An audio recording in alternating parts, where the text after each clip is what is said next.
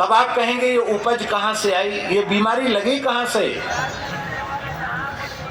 जब इन म्लेच्छों ने, विधर्मियों ने भारत की धरती पर पैर रखा तो उनकी समझ में आया कि इस समाज को मिटाने की सामर्थ्य धरती के आदमी में नहीं, आकाश के देवताओं में नहीं है। ब्रह्मांड की कोई शक्ति भारतवर्ष को मिटा नहीं सकती। इसको कैसे मिटाया जाए? बोले इनमें भेद डालो। तब उन्होंने ये छुआछूत, ऊंच नीच, ये सब भेद डालने मुगल काल में शुरू हुए।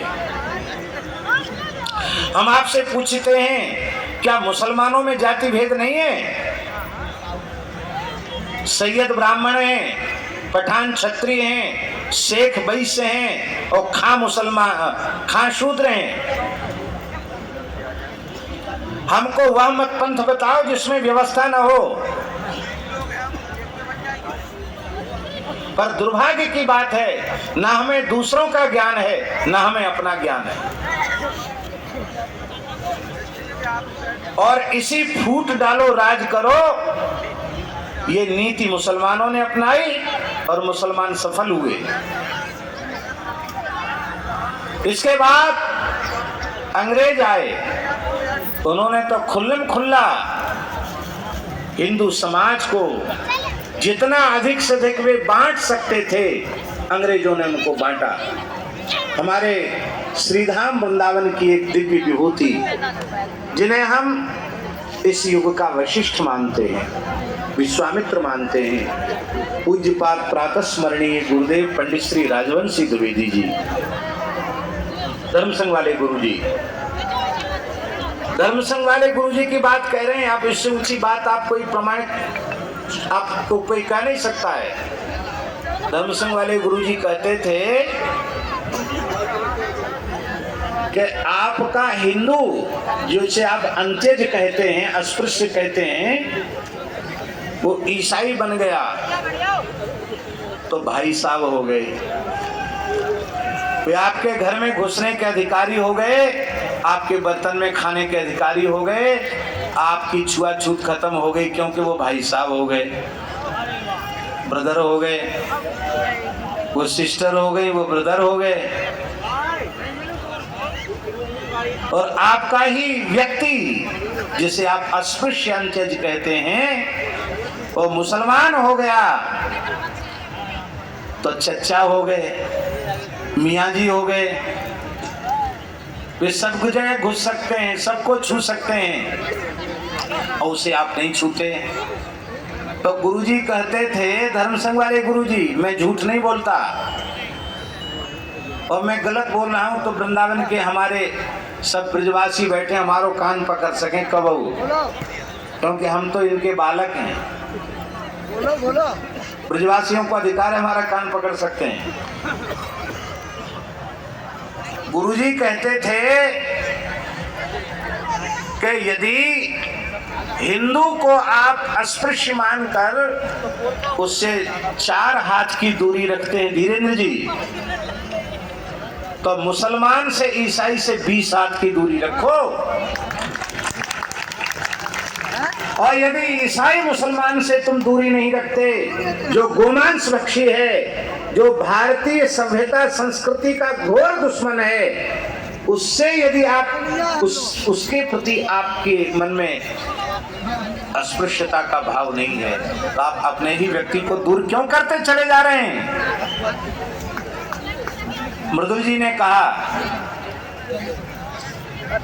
पंचांग में जब हम लोग पंचांग पढ़ते हैं तो अभी कोई पंचांग हो तो हम खोल के दिखा सकते हैं, उसमें लिखा रहता है होली पूर्णिमा के दूसरे दिन, धुरंडी वाले दिन लिखा रहता है स्वपच स्पर्शः। क्या लिखा रहता है? पंचांग में लिखा रहता है स्वपच स्पर्शः।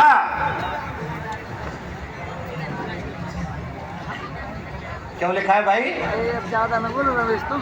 कि किसी कांग्रेसी नेता ने छाप दिया या बीजेपी वाले नेता ने छाप दिया या सपा बसपा वाले ने छाप दिया, किसी पार्टी के व्यक्ति ने छापा। ये गंगादास जी को स्मरण में होगा। हम लिधोरा में थे और अभी कुछ समय से, कुछ अपने ही प्रमाद से कहें, अति व्यस्तता से कहें, हमारा नित्य का स्वाध्याय क्रम कुछ समय से रेवासा के बाद से बाधित है। इस समय हम अग्नि पुराण का मूल पारायण कर रहे हैं। कोई 1-1.5 महीने 2 महीना से छूटा हुआ है, लगभग पारायण नहीं कर पा रहे। दुख की बात है। स्कंद पुराण में भैया जी, बिरजुल जी, सफाई कर्मी झाड़ूदार हमारा जो अपना भाई है, उसको बुलाकर उसके मस्तक पर अबीर का, गुलाल का तिलक करे, उसको वस्त्र दे और उसको दक्षिणा दे और उसको यदि स्पर्श करे तो वर्ष भर के लिए वो निरोग रहता है। और ये और लिखा है, शरीर में सारसक तेल का मर्दन करके उससे मिले। तो हम वहाँ थे, हमने रात्रि में ही वो पाठ पढ़ा था पुराण में। भगवान व्यास की वाणी है ये।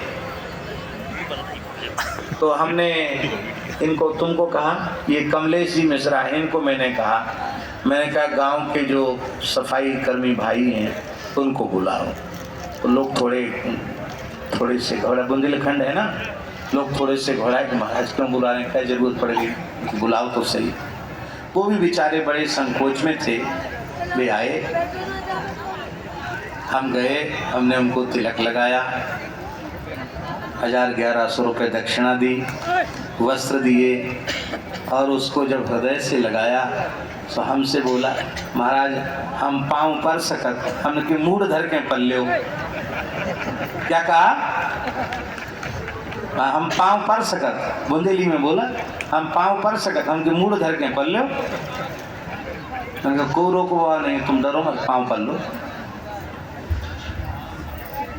हमारे यहाँ बुंदेलखंड में चाहे चर्मकार हो अथवा वंशकार हो, उसको भी बाबा, काका, मामा, नाना कहकर संबोधित किया जाता था।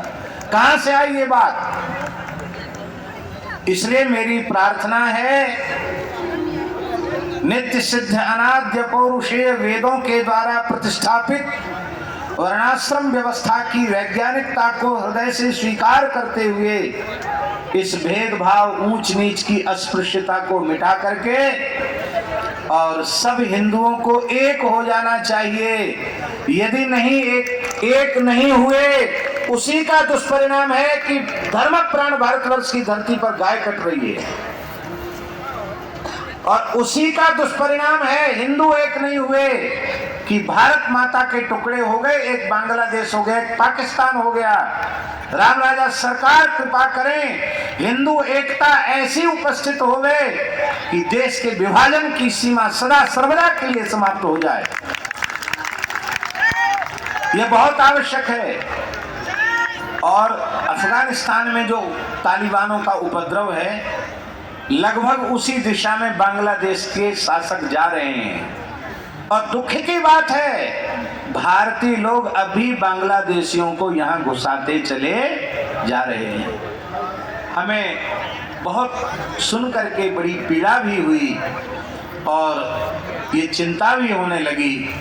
हमारे मर्दुल जी ने कहा कि भाई वे तो भाग भाग कर यहाँ आ रहे हैं और सत्ता के कुर्सी के वोटों के लालची लोग उनके राशन कार्ड और उनके नागरिक प्रमाण पत्र बनाते चले जा रहे हैं। लेकिन जैसी स्थिति